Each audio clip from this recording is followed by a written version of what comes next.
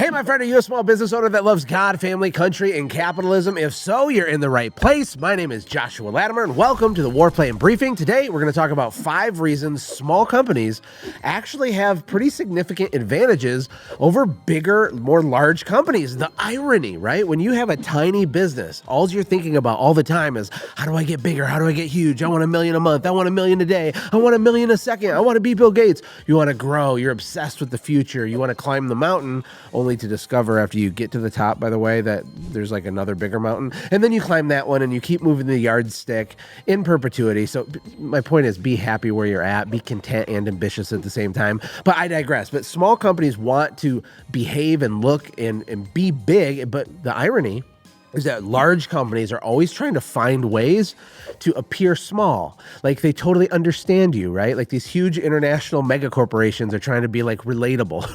You have a bunch of old dudes in an ivory tower making like decisions and spending billions, and their marketing department's like, oh, we're just like you. It's grandma's home cooking, you know, and you buy this grandma's home cooking pot pie from the freezer section of the grocery store, and you realize they make 50,000 of them a day in this mechanized, giant, industrious warehouse. So what's the advantage of the small company compared to the big one? There's a whole bunch of them. The first one is speed, right? Speed. You can move faster. Speed is literally a competitive advantage. Speed is a way to create more value out of thin air. Did you know you can sell speed? And I'm not talking about the drug, okay? For all you weirdos out there, you can charge people a premium price to move faster for them, to offer a shortcut, right? You think about Disneyland and you can pay a bunch of money and skip the line. You can do that with a small local service company. You can do that with a lot of companies. You can have VIP scheduling. But aside from that, the fact that you are a small business, it's awesome because you're like a jet ski. And some of the competitors that are larger are like a freighter. And it's hard to turn a freighter. It's hard to turn the Titanic. But a jet ski, you can zip around and all this stuff. You can test things. You can iterate. You can throw stuff out there and see what works. You can swap out different foot in the door offers. You can try different seasonal campaigns. You can test your marketing. It's easier. There's not all this bureaucracy. You can move fast, which is amazing. I mean, sometimes people ask me about my hat. I love this hat. I've been wearing it every day for, I don't even know, like 6 months, maybe, probably at least. I love it because, to me, it's the story of small business. David and Goliath. If you haven't read in the Bible the story of David and Goliath, go read the freaking story of David and Goliath. It's amazing, and it parallels small business so much. And David was a teenager when he killed Goliath. And it's pretty crazy because Goliath was like this 9-foot tall Nephilim giant, and he was this bad dude, right? Some historians say that the tip of the spear that Goliath had, he had a spear, weighed 15 pounds just for the tip of the spear. This is how big this guy was. And David used a slingshot thingy, and he threw a rock, hit him, killed him, chopped his head off, and like rallied the troops, and eventually became the king of Israel in this whole thing. And this story is crazy, right? The little guy versus the big guy. David versus Goliath. There's Goliaths in your life and my life, personally, professionally, mentally, everywhere, all around us. Not just our competition, but our own false beliefs, things that we believe from childhood, all this stuff. When you feel like you're a small company, you're the David, you got to remember that you are capable of taking down giants. You are capable of getting big results. You can make real impact. You can make real money, even if you're small. And you have advantages that maybe you're not aware of. So first one was speed. The second advantage is actually margin. Hopefully, if you're a smaller company, you have less overhead. It doesn't mean you have no overhead, but you don't have the overhead that like Amazon has. You don't have the overhead that some of these huge companies have. A lot of small companies, when I work with them, it's really, really important that I get into their brain that they need to be insanely profitable when they're small so that they can grow up and still be profitable when they're at scale, because there's unrealized future expenses that you're going to have. You know, if you don't have a shop or a warehouse or something where you run your business out of now, or if you're going to have a restaurant one day, but it's a food truck now, in the future, there's going to be expenses, whether it's like HR expenses or healthcare, weird insurances, legal expenses. There's going to be, physical real estate expenses and insurances and all kinds of things later that a at scale business would have to pay for and absorb.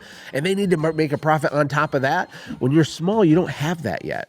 And it gives you a lot of elasticity. It gives you flexibility. It makes things easier for you than you think. Now, on the one hand, and you're kind of small and scrappy, but you don't have this weight around your neck yet, which is actually freaking awesome. My encouragement to you, though, even though that is an advantage, is to make sure you're ridiculously profitable. A lot of people that have a service company will go out and work by themselves, and they're making $50 an hour, and they think they're crushing it. And you know what? You are crushing it compared to working at Taco Bell or working for Larry at your retail job. Like Larry, that guy's crazy, right? That's better than that, but you can't build a company around those numbers very well, right? Because you add in labor costs and overhead in the future, and all the profit will it'll evaporate. So charge way more than you think you should, even when you're small, because it's easier to justify higher prices when you're small anyway, which gets us to point number 3. So the third advantage for being a small company is the level of service you can provide your clients. You have total control over the choreography, the experience, the touch points, the way that you build perceived value, the way that you hold the customer's hand through the process. It's simple because it's like you and a handful of people on your team, and you can over deliver for people, especially if you do have the courage to charge what you're worth and get premium prices, because you can pay more to your staff, which gives you a better staff. You can pay more and better equipment. You can invest a little bit more time to love on the customer. And so your service experience can be way better. I mean, the running joke of the carpet cleaning industry is Stanley Steamer. People love to pick on Stanley Steamer, and I get it. Or in the lawn fertilization company, you have companies like True Green. These are national brands that do, billions of dollars. I don't know what the revenue is for Stanley Steamer, but it's a lot. I know that the owner of Stanley Steamer lives on an island and flies in a helicopter. That's pretty cool. But their level of service is not good. It's not anywhere close what it is to you and your equivalent in whatever kind of business you have, right? If I go to an Applebee's, chances are the level of service is not the same when I go to Janet's home cooking, restaurant the first week she opens. I mean, her heart and soul is in the food, right? That is literally an advantage. It's a profitable advantage.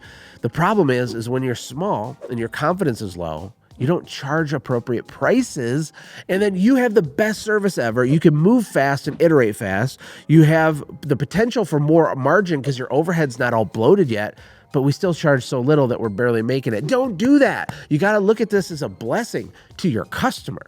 So you being small doesn't mean that you should charge less. The whole argument of this video is that if your company's really small, maybe you should charge a lot more, because definitionally just being small and artisan and a bespoke company that can really hold people's hand, that's worth more money. Think about all these other industries, right? Is getting a meal from Applebee's the same level of value as getting a home-cooked meal made from scratch from Janet in her little hole-in-the-wall restaurant? Well, hopefully, assuming they both taste good, this is more valuable. It's more intimate. The food's better. The quality's better. The nutrition's better. The service is probably better, or should be, because small companies have more control over every touch point of the customer life cycle. And I think that's amazing. The fourth advantage that small companies have is that they have nothing to lose. Or maybe a better way to say it is that they have less to lose, right? When you have a whole bunch of employees and you have debt or facilities and overhead and all this stuff, you have to be very, very cautious when you make big sweeping decisions, right? Like one decision can trickle through your organization and really mess stuff up. The other thing is a lot of big companies, they have a cap table. You know what a cap table is? It's a little piece of paper that says who owns different pieces of equity in your company. If you're small, if it's you and your wife, it's probably just the two of you on the cap table because you're the only owners. But some of these large companies, they have 5 or 6 or 8 or 10 people on the cap table, or they might have investors and they have to answer to these people, right? So they have a lot to lose. They could really screw stuff up. There's this weird pressure on them, and you think you want to get to be there, but there's a lot of beauty in a small, profitable kind of boutique business, to be honest with you. But these big companies, they have a lot to lose, so they make slower decisions. There's way more bureaucracy. You don't have that. And it's not that you have nothing to lose, because there's something to lose, but think about it. If you have 10 grand in the bank and you start a company and you screw it up magnificently, okay? Everything goes bad, and you go down to zero, or let's say you go down to negative 10 grand. Oh my God, not only did you lose your money, now you're 10 grand in debt. That's not that big of a deal in the whole story arc of your life, because the lessons you learned, the skills that you acquired, the networking that you've done, like, it's not a big deal. But for a large company to make one mistake, think of Bud Light, think of Target, these people, these suits and these ivory towers are filled with a bunch of morons that don't understand their customers, and they played their cards wrong a little bit. It cost billions in value for their company and their stock price, right? It's crazy. Now for you, you have these advantages. Let's recap real quick, and then I'll tell you the last one. Number one, speed. You need to go faster. We need decision velocity. We need sales velocity. We need marketing stamina and marketing velocity. You need to be excited, enthusiastic, and move quick like the jet ski, darting around, shaking hands, kissing babies, meeting people in your town, being enthusiastic. You can't imagine the effect that this has on a small company if someone actually does it. 1 out of 100 people will actually do what I just said. 1 out of 100 people will actually go meet the neighbors and shake the hands and kiss the baby and give free service to this guy and meet the mayor and join the chamber and network with the Chamber of Commerce, never asking for anything, but giving and giving and giving. But they can go fast. They can do it on Monday. They can do it on Tuesday. They can do it on Wednesday. They have very few mouths to feed. They have very little overhead, and it allows you to move fast. That's number one. Number two is you have less margin, or you have more margin because you have less overhead. That allows you, if you have discipline, to take the profit you are making, assuming you're charging high prices, and you can experiment with more marketing. You can invest into equipment that helps you go faster. As long as you're not consuming all of the money you're making when you're small on your own personal burn rate, meaning lifestyle, as long as you don't take all of the profit and consume it on steak dinners and bass boats and vacations and all that stuff, you have this extra margin when you're small. We need to use that capital to grow the business. Number three, you can provide a way better level of service than a lot of big national brands or larger companies can. Now, there's some large ones that are really good, but they're very rare. And it's not that hard to compete against your local competition. The small guys, they're asleep at the wheel. The people you're competing with are probably the more established businesses, the entrenched ones. And yes, they have some advantages, but your advantage is that you can provide way better service, way faster. You can charge premium, bespoke luxury bundles for people, and it makes sense for them to buy it, or it'd be kind of weird to buy something like that from a Stanley steamer, for example, right? And then the fourth reason you have an advantage is you have nothing to lose, or you have less to lose, because you can recover from your loss. It's a lot harder to make up an $8 billion mistake for a huge company than it is for you to fix a $20,000 mistake, especially considering the fact that you're learning at warp speed as you're trying to do this stuff. And then last but not least, this is my favorite. It goes back to my hat. You're going to have underdog energy. Underdog energy. There's something to be said. I need to do more research on this, but a lot of the people that I know that have just accomplished a lot financially, they have like this chip on their shoulder. And I don't necessarily mean it in like a negative way, but they have a chip on their shoulder. They have something to prove. They are literally David fighting Goliath. That's how they frame it in their brain. They're not scared. They're like excited. It's kind of like a hold my beer energy, right? And so for you, I want you to have that. The whole, look what I can do. Oh, you think I can't do it? The best way to get me to do something is tell me I can't do it. Is that you? If that's you, like, you have an advantage. And these big companies, they don't feel like that. They don't have underdog energy. They have they're always doing in their marketing, trying to look smaller, trying to feel relatable, trying to make it sound like we're just your hometown such and such, when they're not. They're a national brand. They're a national chain. You actually are local. You have the underdog energy. Do you have a chip on your shoulder? Did someone tell you it would not amount to anything? Are you already making more money with your small company than your high school teacher that said you'd be a failure did back when he told you that? That's awesome, but let's not stop there. Let's become David. Let's defeat the Goliaths in our life with our business. It's freaking awesome. And I guess I'll do one more super fast recap. Your advantages are speed, margin, level of service. You have nothing to lose, and you have underdog energy. I love that. I love you. Thank you for being here. If you're getting value out of this channel, can you leave a comment and tell me like what kind of business you have? What's your deal? What's your social security number? No, I'm just kidding. Don't type that in the comments. That would be a horrible idea. But tell me about yourself. I'd love to meet you, hear your story. And until next time, see you in the next video.